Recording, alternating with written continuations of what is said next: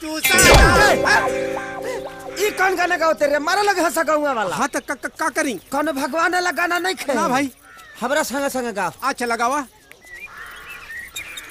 अरे करम से करम विधाना विधाना होतवे कुकरम कुकरम करम से करम विधाता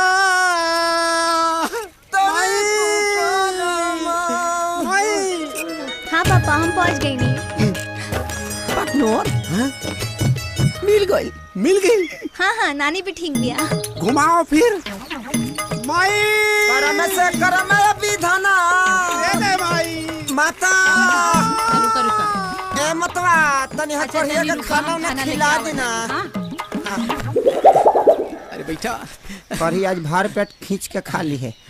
हाँ तनी जल्दी से माता।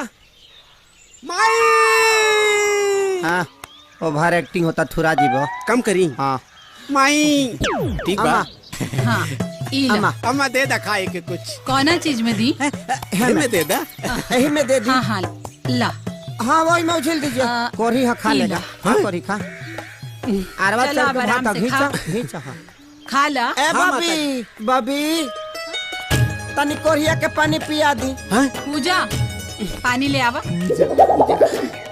खा खा रहे हैं खा कर खा ली ना ना तनी पानी अच्छा कुला का खइबा। हाँ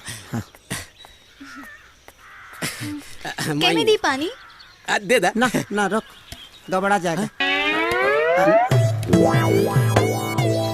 तुमको बढ़िया बर्तन में पिलाएंगे।